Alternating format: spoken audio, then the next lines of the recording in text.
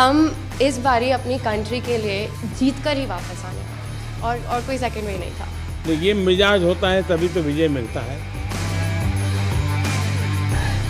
आपका जो विजन है कि इंडिया नंबर 1 होना चाहिए, आई थिंक ये बदलाव आ रहा है। हमारे देश के नौजवानों के पास सामर्थ्य है। तो जन्मदिन पे क्या करोगी? 28 को है ना? तो क्या करोगी?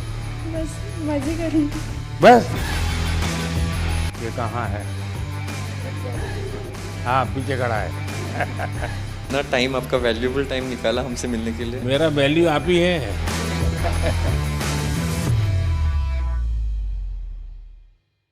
सर, ये फर्स्ट टाइम इंडिया ने दोनों गोल्ड मेडल जीते हैं और टीम ने जिस तरीके से प्रदर्शन किया है वो बहुत ही बढ़िया था। मतलब 22 में से 21 पॉइंट बॉयज़ ने और 22 में से 19 पॉइंट गर्ल्स ने, सो टोटल 44 में से 40 पॉइंट हमने लिए।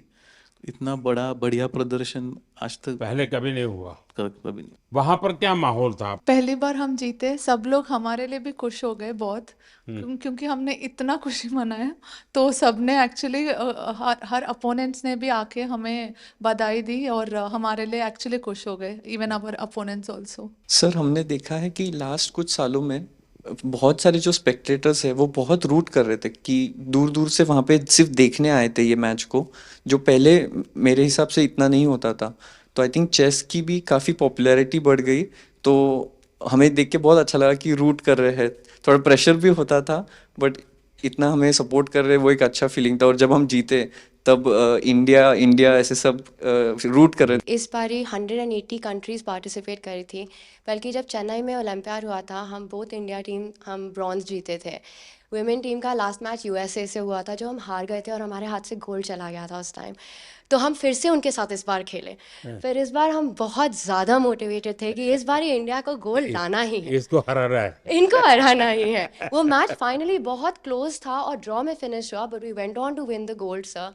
पर हम इस बारी अपनी कंट्री के लिए जीत कर ही वापस आने वाले थे और कोई सेकंड वे नहीं था। नहीं, ये मिजाज होता है तभी तो विजय मिलता है। लेकिन जब इतने नंबर आ गए, 22 में से 21 और 22 में से 19, तो बाकी खिलाड़ियों का या बाकी लोग जो इस खेल को ऑर्गेनाइज करते हैं उनका क्या रिएक्शन था? Sir, I think Gukesh wants to answer that, but I just want to say one thing कि उसमें हमने इतनी कन्विंसिंगली जीता, स्पेशली ओपन टीम में। ऐसे लग रहा था कि कोई पास भी नहीं आ सकता है। और हमारी वुमेन टीम में हम पहले 7 मैचेस जीतते गए, फिर थोड़ा छोटा सा सेटबैक आया, हमने रेजिलियंस दिखाई, हम वापस आए। पर हमारी ओपन टीम ने तो सर, मतलब मैं क्या ही बताऊँ। I think Gukesh being on board 1 was better to answer that, पर वो भाग के ले गए। Yeah, this experience was really a great team effort. Every single one of us was in like excellent form, and we were all super motivated because in the 2022 Olympiad we were very close to winning the gold medal. But then there was one game which I had played and I could have won, which would have guaranteed gold medal. I unfortunately lost that game, and it was heartbreaking for everyone. So this time we were all super motivated, and from the start we were like, we are going to win this for the team, and yeah, really glad. अच्छा, आपने कभी ये सोचा है कि कभी AI का उपयोग करके आप लोग अपनी गेम को करेक्ट कर सकते हैं या दूसरे की गेम को समझ सकें? Yes, sir. With AI, the chess has evolved. There has been new technology, and the computers have become much stronger now. And it is showing a lot of new ideas in chess, and we are still learning from it. And I think there is a lot to learn from it.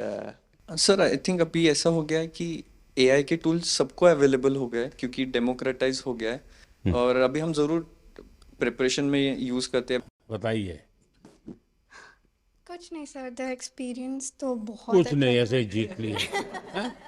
ऐसे ही आ गया, गोल आ गया। नहीं sir, ऐसे नहीं आ गया, बहुत मेहनत किया है। आई थिंक मेरे सारे टीममेट्स ने, इवन मेंस ने बहुत हार्ड वर्क किया है to finally get to the stage. मैंने देखा आप में से कईयों के पिता माता डॉक्टर है। पेरेंट्स दोनों डॉक्टर है और मेरी बहन भी डॉक्टर है। हैं? तो जब मैं बचपन में उन्हें देखता था कि उनको कभी रात को 2 बजे फोन आ गया पेशेंट का, जाना पड़ता था, मुझे लगा मैं जो करियर लूंगा थोड़ा और स्टेबल लूंगा, पर मुझे लगा नहीं था स्पोर्ट्स में और दौड़ना पड़ेगा। से मैंने हमेशा देखा है कि आप हर स्पोर्ट और हर स्पोर्ट पर्सन को इतना इनकरेज करते हैं और इतना सपोर्ट करते हैं। मुझे ऐसा लगता है कि आपका स्पोर्ट्स से बहुत बड़ा लगाव है, हर एक स्पोर्ट से। और मैं उसकी स्टोरी जानना चाहती हूँ, ऐसा क्यों? मैं आपको बताता हूँ। मैं ये इतना समझता हूँ कि कोई देश विकसित बनता है तो सिर्फ खजाने से नहीं बनता है कि उसके पास कितने पैसे हैं, कितने उद्योग हैं, जीडीपी कितना, इतने से नहीं बनता है। हर फील्ड में वो दुनिया में महारत होनी चाहिए। अगर फिल्म इंडस्ट्री है तो मैक्सिमम ऑस्कार हमारे यहाँ कैसे आते हैं। अगर साइंटिस्ट हैं या और किसी फील्ड में तो मैक्सिमम नोबेल हमारे पास कैसे आते हैं। वैसे ही खेल में भी मैक्सिमम गोल्ड हमारे बच्चे कैसे लाएं। ये जब होता है इतने सारे वर्टिकल, तब देश महान बनता है। मैं जब गुजरात में था तब भी मैं एक खेल महाकुंभ चलाता था। लाखों बच्चे खेलते थे उसमें, तो मैं बड़ी आयु के लोगों को भी खेलने के लिए प्रेरित करता था। तो उसमें से अच्छे बच्चे आगे आने लग गए। मेरा ये विश्वास है कि हमारे देश के नौजवानों के पास सामर्थ्य है। दूसरा मेरा मत है कि देश में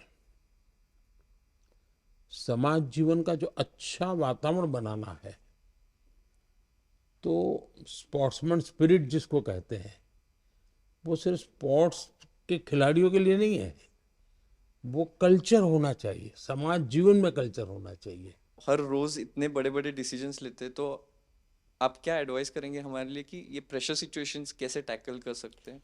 देखिए, कोई भी खेल क्यों ना हो, कोई भी एक्टिविटी क्यों ना हो, फिजिकल फिटनेस बहुत मैटर करती है जी। में से बहुत लोग होंगे जो फिजिकल फिटनेस के लिए आपकी ट्रेनिंग होती होगी, आपके लिए खान पान के लिए बताया जाता होगा, भाई ये चीज़ें खाइए, ये चीज़ें खेलने से पहले इतना खाइए, मत खाइए, सब बताया जाता होगा आपको। मैं समझता हूँ कि अगर हम इन चीज़ों की आदत अगर डेवलप करते हैं तो इन सारी समस्याओं का पचा जाते हैं।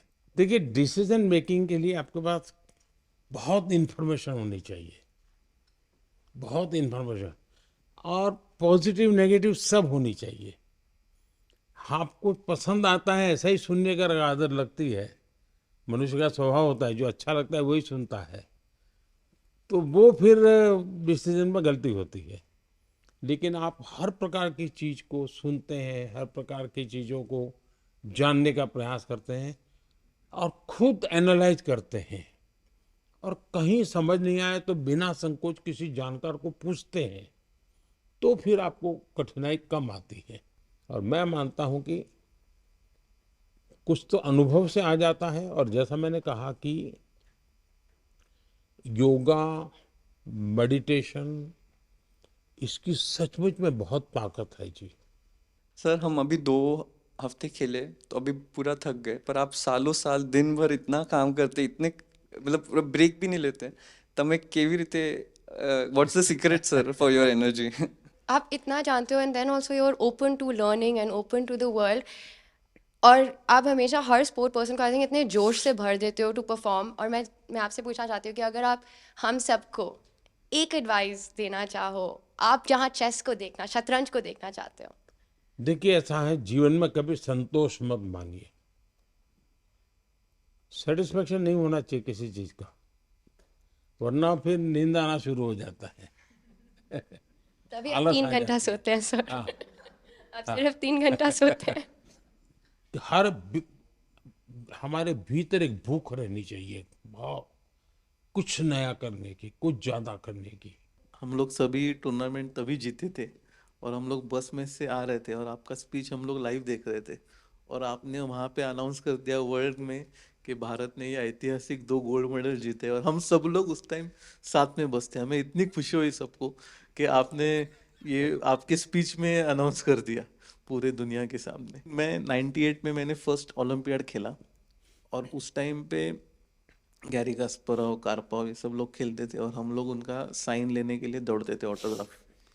इंडिया का तब रैंकिंग बहुत नीचे था और इस टाइम पे जब मैं कोच बन के गया था और मैं देखता था कि गुकेश आ रहा है, प्रज्ञानंद आ रहा है, अर्जुन आ रहा है, दिव्या आ रही है, हरिका आ रही है और लोग उनका साइन लेने के लिए अब दौड़ रहे हैं। तो ये जो बदलाव और ये जो कॉन्फिडेंस नए फील्ड में आया है नए बच्चों में, आई थिंक वो आपका जो विजन है कि इंडिया नंबर वन होना चाहिए, आई थिंक ये बदलाव आ रहा है sir sir. Thank you so much. आपने इतने शॉर्ट नोटिस में, आप यूएस में थे और आपने इतना टाइम, आपका वैल्यूएबल टाइम निकाला हमसे मिलने के लिए। हम बहुत अभी मोटिवेट हो गए। मेरा वैल्यू आप ही है। आई थिंक हमें ही नहीं, ये इतना इम्पोर्टेंट है, बाकी चेस जो खेलते हैं अभी उनके लिए भी बहुत ज़्यादा इंस्पिरेशन हो गए कि वो अच्छा खेले और आपको आके मिले, तो उनके लिए भी बहुत ज़्यादा इंस्पिरेशन नहीं, ये होगी। बात सही है जी। कभी कभी ये देखने से भी पता चलता है इनको कि हाँ यार, अपने लोग कर सकते हैं, हम भी कर सकते हैं। मैंने एक बार गुजरात में बहुत बड़ा चेस का इवेंट किया था जब मैं मुख्यमंत्री था। तो 20,000 लोग उसमें एक साथ हाँ, चेस एक खेले साथ थे खेले थे। और सर उसमें उस टाइम पे इसमें से बहुत सारे लोग चेस नहीं खेलते थे। नहीं, तब तो इनमें से कईयों का जन्म भी नहीं हुआ होगा जी। तब भी लोगों का आश्चर्य होता है, क्या मोदी जी ये कर रहे।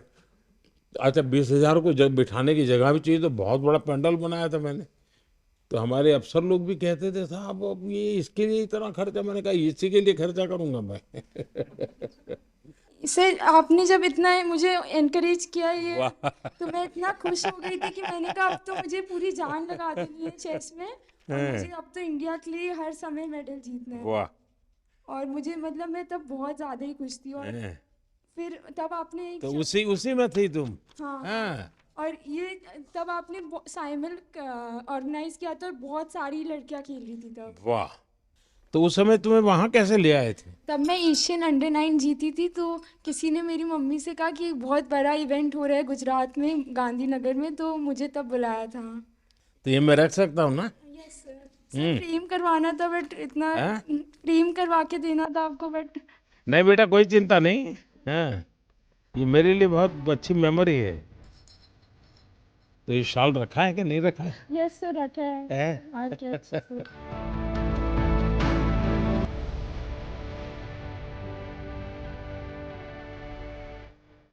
चलिए, मुझे बहुत अच्छा लगा। आप लोगों को मेरी बहुत बहुत शुभकामनाएं हैं। आप खूब प्रगति करिए।